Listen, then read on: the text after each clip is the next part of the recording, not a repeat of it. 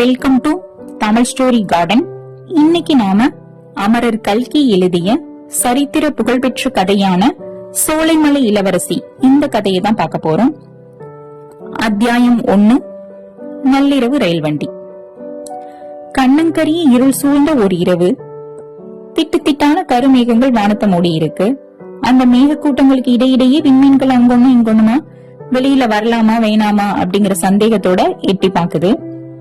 கீழே பூமியில அந்த இருட்ட காட்டிலும் கருப்பான ஒரு மொட்டை பாறை பயங்கரமான ஒரு பெரிய பூதத்தை போல எழுந்து நிக்குது.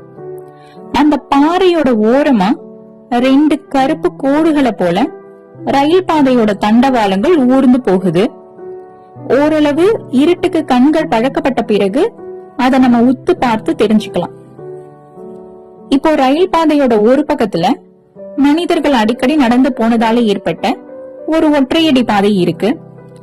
அந்த ஒற்றையடி பாதையில அந்த நள்ளிரவு வேளையில ஒரு மனிதன் நடந்து போய்கிட்டு இருக்கான். அந்த மனிதன் பாதைய கண்ணால பார்த்து கொண்டு நடக்கல, காலோட உணர்ச்சியை கொண்டே நடக்கிறான். அந்த தண்டவாளத்தோட ஓரமா குவிந்திருந்த கருங்கல் ஜல்லிகள்ல அவனுடைய கால்கள் சில சமயம் தடுக்குது. ஒற்றையடி பாதையில மற்றொரு பக்கத்துல வேலிய போல வளர்ந்திருக்க கற்றாழை செடிகள், அதுல இருக்க முட்கள் சில சமயம் அவனோட கால்கள்ல குத்துது. அதையெல்லாம் கொஞ்சம் கூட அந்த மனிதன் பொருட்படுத்தல. அவனோட நடையும் கொஞ்சம் கூட தளரல. தடுக்கல்களையும் தடங்கல்களையும் பொருட்படுத்தாமல் வேகமா நடந்துட்டு இருக்கான். இப்ப அந்த ரயில் பாதை ஒரு இடத்துல அந்த மொட்டை பாறையை வளைச்சு கொண்டு போகுது. அந்த வளைவு திரும்பின உடனே ரத்த சிவப்பு நிறமான ஒரு பெரிய நட்சத்திரம் ஒண்ணு தோன்றி அந்த நள்ளிரவு பிரயாணியோட கண்ணை பறிக்குது. இப்போ அந்த பிரயாணி அங்க கொஞ்ச நேரம் நின்னு நிதானிச்சு பார்த்து, அது நட்சத்திரம் இல்ல, கை காட்டி மரத்தோட உச்சியில வச்சிருக்க சிவப்பு விளக்கு. ஏதோ ஒரு ரயில்வே ஸ்டேஷனுக்கு அருகில நம்ம இருக்கோம் அப்படிங்கறத புரிஞ்சுக்கிறான். இப்போ இந்த ரயில் பாதை வழியிலேயே நம்ம போறதா இல்ல வேற வழியில திரும்புறதா அப்படின்னு அந்த மனுஷன் யோசனை பண்ணிட்டு இருக்கான். அந்த டைம்ல வேற வழி கண்டுபிடித்து செல்வது அப்படிங்கிறது சுலபமான காரியம் இல்ல. சோ ரயில் பாதையோட ஒரு பக்கத்துல கரிய பாறை, அந்த கருப்பான பாறை செங்குத்து சுவரை போல நிக்குது. மற்றொரு பக்கத்தை உத்து பார்த்தான் அந்த மனிதன். கல்லும் முள்ளும் கல்லியும் கருவேல மரமும் நிறைந்த காட்டு பிரதேசமா காணப்படுது அந்த மற்றொரு பாதை. இருந்தாலும் இப்போ அந்த காட்டு பிரதேசத்தோட வழியாதான் நம்ம போய் வேற நல்ல பாதையை கண்டுபிடிக்கணும். ரயில்வே ஸ்டேஷனுக்கு போறது நமக்கு ஆபத்தாக முடியலாம். இப்படியெல்லாம் அந்த பிரயாணி யோசிச்சுட்டு இருக்கும் போதே அவனுக்கு எதிரா தெரிஞ்ச அந்த கை காட்டியோட விளக்குல ஒரு மாறுதல் ஏற்படுது. அதுவரை சிவப்பு வெளிச்சமா இருந்தது, இப்ப பளிச்சுன்னு பச்சை வெளிச்சமாக மாறுது.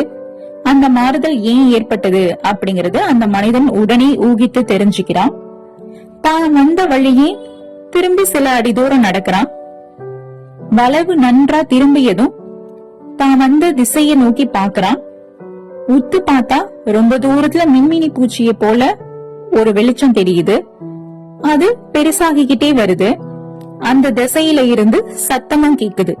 அதுல இருந்து ரயில் ஒண்ணு அந்த ரயில்வே ஸ்டேஷனை நோக்கி நெருங்கி வருது அப்படிங்கறத அந்த மனிதன் தெரிஞ்சுக்கிறான். இப்போ இந்த மனிதன் தான் நம்ம கதாநாயகன். நம்ம கதாநாயகனுடைய உள்ளம் ஒரு கண்ணம் துடிக்குது, அவனுடைய கைகளும் துடிக்குது. அடுத்த கணமே அவன் ரொம்ப விந்தையான ஒரு காரியத்தை செய்யறான். தன்னுடைய அரை சட்டையோட பையில இருந்து ஏதோ ஒரு ஆயுதத்தை எடுக்கிறான். ஒரு சின்ன டார்ச் லைட்டையும் எடுக்கிறான். டார்ச் லைட்ட அந்த தண்டவாளத்தின் மீது அந்த வெளிச்சம் விழும்படி அடிக்கிறான். ஒரு வினாடி நேரம் தான் அந்த விளக்கு எரிஞ்சுது. அடுத்த ஒரு வினாடியில அவன் அந்த பார்க்க வேண்டியதை பார்த்துக்கிறான். ஒரே பாய்ச்சல்ல தாவி போய் தண்டவாளத்துல ஒரு இடத்துல போய் உட்கார்றான்.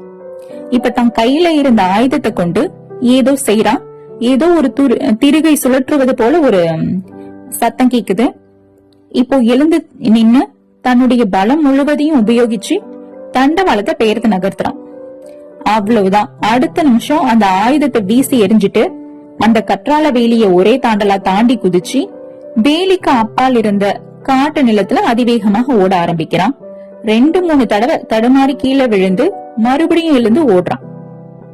சுமார் அரை பர்லாங்கு தூரம் ஓடிய உடனே கொஞ்சம் திரும்பி பாக்குறான். ரயில் வண்டி அந்த பாறையோட வளைவை நெருங்கி நெருங்கி வந்துகிட்டு இருக்கு. என்ஜின் முகப்புல இருந்த அந்த லைட்டோட வெளிச்சம் அந்த பாறையையும் ரயில் பாதையையும் ஏன் அந்த பிரதேசம் முழுவதையும் ரொம்ப பிரகாசப்படுத்துது. தண்டவாளத்தை பெயர்த்து விட்டு ஓடி போய் நின்ன அந்த மனிதன் சட்டென்று பக்கத்துல இருந்த ஒரு புதர் மறைவுல போய் ஒளிஞ்சுக்கிறான். ரயில் வண்டி பாதையோட வளைவை நெருங்கி வருவதை அவன் ரொம்ப ஆவலா கண்கொட்டாமல் பார்த்துட்டு இருக்கான். அவனுடைய நெஞ்சு தடக் தடக்குன்னு அடிச்சுக்குது. உடம்பெல்லாம் குபீர்னு வியர்த்திடுது. பாறையோட முடுக்க அந்த ரயில் வண்டி நெருங்கிய போது ரயிலோட வேகம் இப்ப திடீர்னு குறையுது. சட்டென்று பிரேக் போட்டு ரயிலை நிறுத்தும் போது உண்டாகக்கூடிய அந்த சத்தங்கள்லாம் இப்போ அந்த மனிதனுக்கு கேக்குது. இப்போ ரயில் நின்னுடுது. நின்ன ரயில்ல இருந்து சடசடன்னு சில மனிதர்கள் இறங்குறாங்க. அவர்கள்ல ஒருவன் கையில லாந்தர் விளக்கோட இறங்கி வரான். எல்லாரும் கும்பலா அந்த ரயில் இன்ஜினுக்கு முன்னால தண்டவாளத்தை உத்து பாக்குறாங்க. இப்போ காரசாரமான வசைமொழிகள் அவர்களுடைய வாயிலிருந்து வெளியாகுது. 1-2 பேர் குனிஞ்சு அந்த பெயர்த்து நகர்த்தப்பட்டிருந்த தண்டவாளத்தை சரிப்படுத்துறாங்க. தலையில தொப்பி போட்டிருந்த ஒரு மனிதர் தன்னோட சட்ட பையில இருந்து கை துப்பாக்கி எடுக்கிறாரு. அந்த காட்டு பிரதேசத்தை நோக்கி சுடுறாரு. இப்போ அந்த காட்டு புதர்கள்ல இருந்து 2 நரிகள் விழுந்தெடுத்து ஓடுது. அந்த துப்பாக்கி சத்தத்தை கேட்டதும் அத பார்த்து கும்பல்ல இருந்தவங்க சிரிக்க ஆரம்பிக்கிறாங்க. இப்போ அந்த கலகலங்கிற அந்த சிரிப்பு சத்தம் காத்துல மிதந்து வருது. அது புதர்ல மறைஞ்சிருந்த மனிதனுடைய காதுகளுக்கு கேக்குது. அவனோட உடம்பு நடுங்க ஆரம்பிக்குது. அது குளிர்ந்த காற்றாலையா இல்ல துப்பாக்கி சத்தத்தாலையா இல்ல சிரிப்பு சத்தத்தாலையா அப்படின்னு சொல்ல முடியாத அளவுக்கு இருக்கு.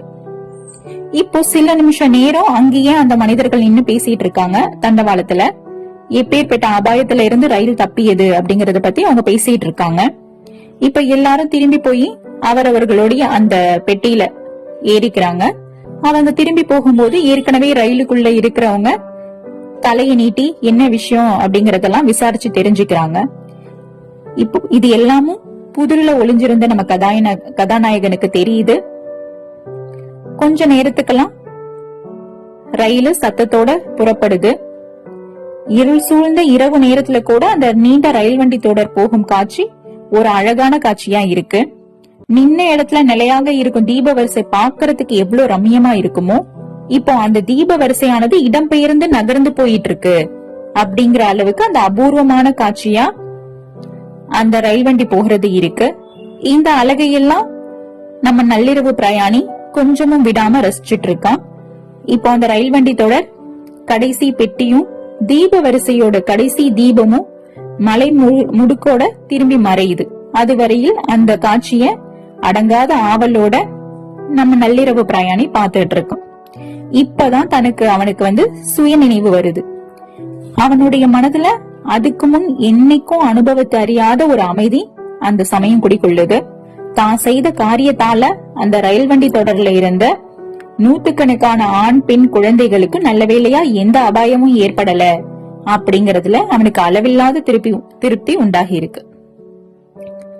இப்போ இந்த கதையில யார் இந்த மனிதர், அவருக்கு என்ன ஆபத்து காத்துட்டு இருந்தது, அவர் ஏன் தண்டவாளத்தை பெயர்த்தெடுக்கிறாரு, அப்படி தண்டவாளத்தை பெயர்த்தவர் இப்போ விபத்து ஏற்படாததை நினைச்சு ஏன் மன அமைதி அடைகிறாரு, இப்போ அந்த மனிதர் அடுத்து எங்க போக போறாரு, என்ன பண்ண போறாரு, இந்த எல்லா கேள்விகளுக்கும் பதில் அடுத்த அத்தியாயத்துல தெரிஞ்சுக்கலாம்.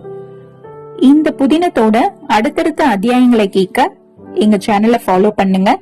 அத்தியாயம் 2ல உங்களை மீட் பண்றேன். தேங்க்யூ.